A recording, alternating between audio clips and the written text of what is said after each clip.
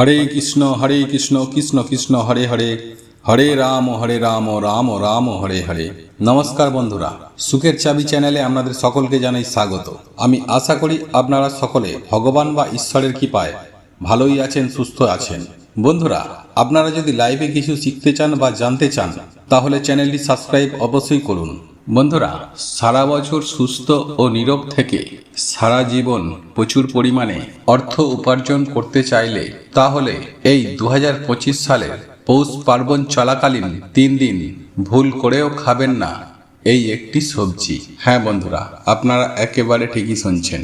আর আপনি যদি এই পৌষ পার্বণ চলাকালীন 3 দিনের মধ্যে একদিনও আপনি যদি এই সবজিটি খেয়ে থাকেন তাহলে মা লক্ষ্মী আপনার ওপর অত্যন্ত রুষ্ট হবেন এবং মা লক্ষ্মীর কোপে পড়ে আপনি একেবারে ভিখারি হয়ে যাবেন। বন্ধুরা, আজ আমি আমার এই ভিডিওর মাধ্যমে এমন একটি বিশেষ সবজির কথা বলবো, সেই সবজিটি যদি আপনি ভুল করেও এই পৌষ পার্বণ চলাকালীন আপনি যদি মুখে তোলেন তাহলে একদিকে যেমন আপনি মা লক্ষ্মীর কোপে পড়ে আপনার ধন সম্পত্তি, অর্থ, মান, যশ ধ্বংস হয়ে যাবে, ঠিক তেমনি আপনার জীবনে দুঃখ, কষ্ট, জ্বালা, যন্ত্রণা, দারিদ্রতা লেগেই থাকবে। হ্যাঁ বন্ধুরা, এই খাবারটি যদি আপনি এই পৌষ পার্বণ চলাকালীন আপনি যদি খান, মা লক্ষ্মী আপনার প্রতি এতটাই রুষ্ট হবেন যে দুর্ভাগ্য আপনার নিত্য সঙ্গী হয়ে উঠবে।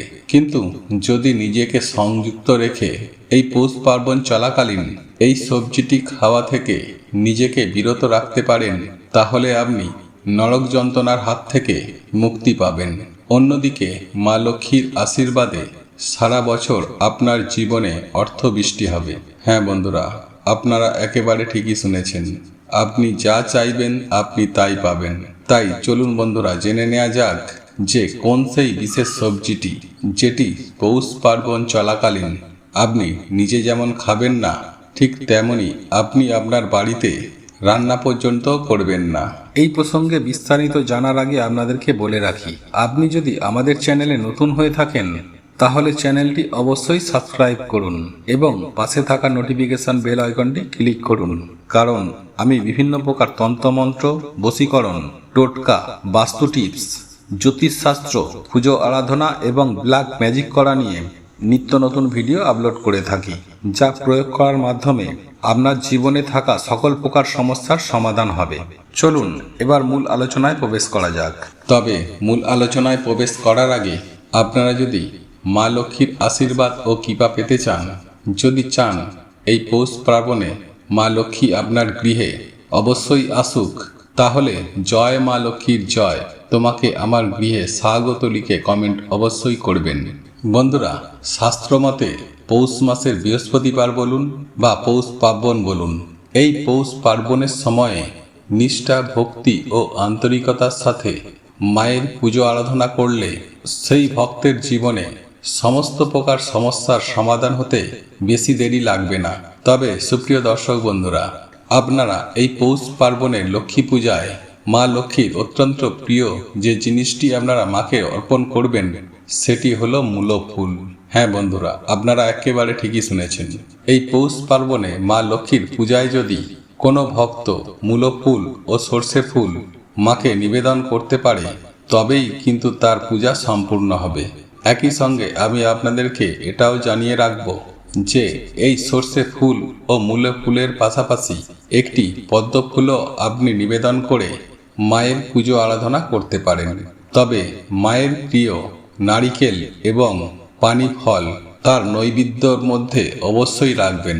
বন্ধুরা, কলা পাতার অগ্রভাগের মধ্যে মায়ের ভোগ নিবেদন করবেন এবং মা লক্ষ্মীর সামনে জ্বালিয়ে দেবেন একটি শুদ্ধ ঘিয়ের প্রদীপ। বন্ধুরা, আপনারা যদি এইভাবে হৃদয়ের অন্তর থেকে নিষ্ঠা, ভক্তি ও আন্তরিকতার সাথে মা লক্ষ্মীর পূজা আরাধনা করেন এবং একই সাথে আপনি যদি 108 বার মা লক্ষ্মীর গায়ত্রী মন্ত্র জপ করতে পারেন তাহলে মা লক্ষ্মীর আশীর্বাদ ও কৃপা সদা সর্বদাই আপনার সঙ্গে সাথে থাকবে।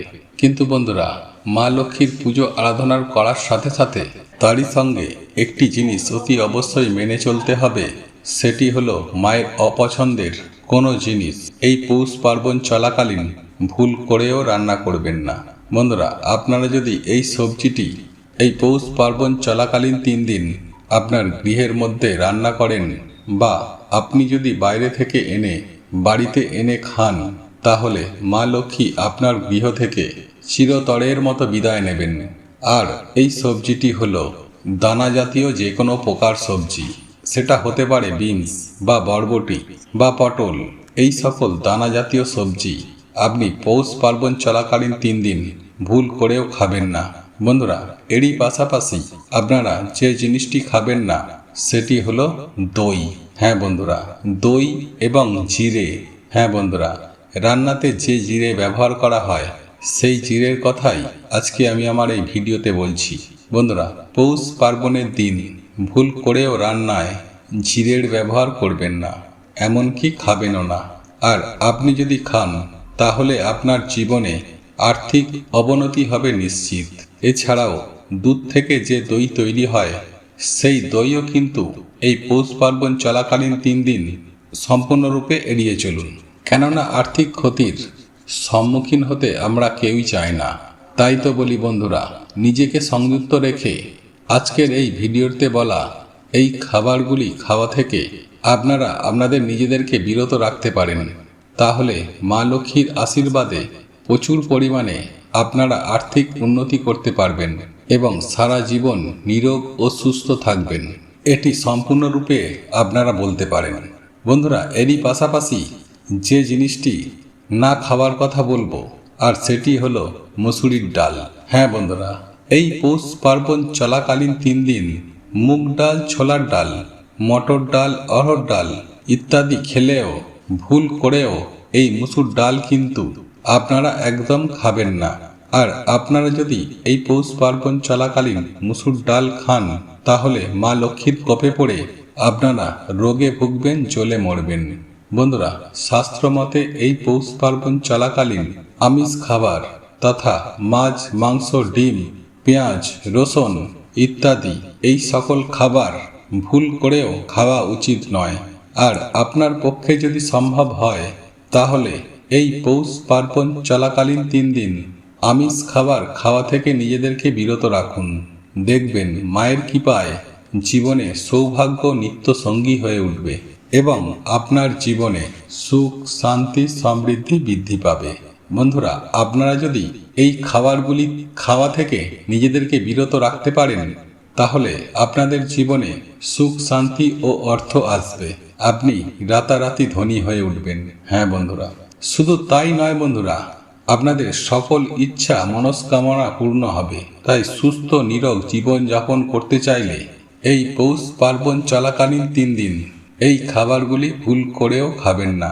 আর আপনারা যদি ভুল করেও এই খাবারগুলি খেয়ে থাকেন তাহলে আপনাদের জীবন তছনছ হয়ে যেতে বেশি সময় লাগবে না।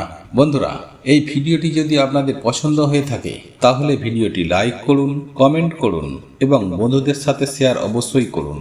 মনে রাখবেন, আপনার একটি শেয়ার অনেক মানুষকে উপকৃত করতে পারে।